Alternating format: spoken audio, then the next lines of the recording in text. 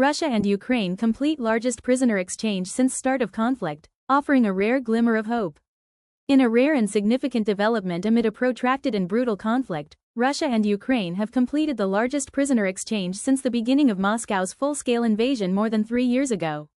According to official statements from both sides, each country released approximately 1,000 detainees over the course of a 3-day operation that concluded on Sunday, marking a rare moment of cooperation and a potential, if fragile, step toward diplomacy.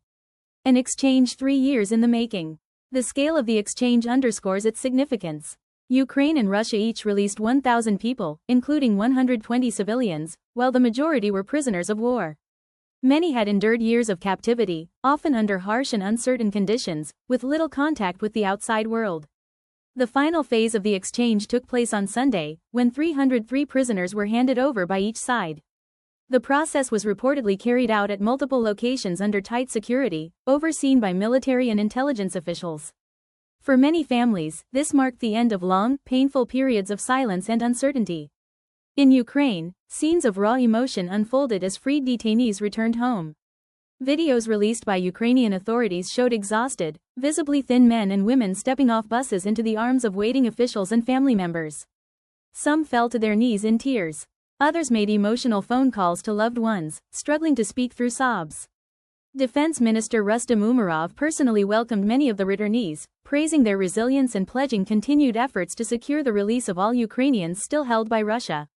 Each life matters. Each story is a tragedy turned to hope.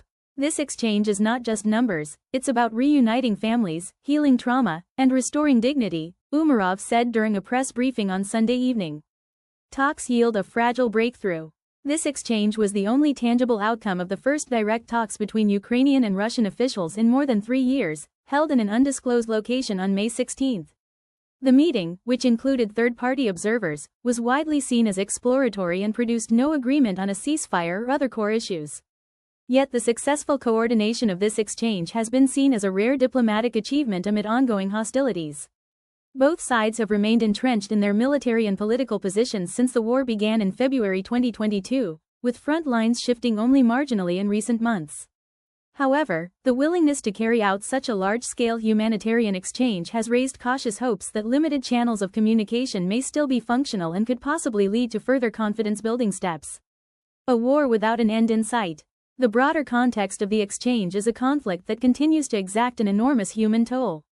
While neither Kyiv nor Moscow regularly publishes casualty data, Western intelligence and independent monitors estimate that hundreds of thousands of soldiers on both sides have been killed or wounded. Ukraine's Ministry of Defense has said that it is still verifying the identities of thousands of soldiers listed as missing in action. The civilian cost has been staggering. Russian forces have carried out widespread airstrikes and shelling campaigns on Ukrainian cities and infrastructure. Entire neighborhoods have been reduced to rubble in cities like Mariupol, Bakhmut, and Avdiivka. Human rights organizations have documented repeated violations of international humanitarian law, including unlawful detention, forced deportations, and abuse of prisoners. Ukrainian officials say many of the civilians included in the exchange were abducted from occupied territories or detained during filtration processes in areas seized by Russian forces. Some had been imprisoned without charges or formal trials. Their release has been hailed by human rights groups as an important, if overdue, act of justice. On Friday, Russian Foreign Minister Sergei Lavrov said Moscow is prepared to present Ukraine with a draft peace proposal following the conclusion of the exchange. Though details remain scarce and skepticism is widespread, particularly in Kyiv and among Western allies, the gesture has nonetheless attracted attention. Ukraine, along with the United States, the European Union, and several NATO members, has called for a 30-day ceasefire without preconditions to allow space for negotiations. Ukrainian President Zelensky has consistently reiterated that any lasting peace must include the restoration of Ukraine's internationally recognized borders and the return of all occupied territories.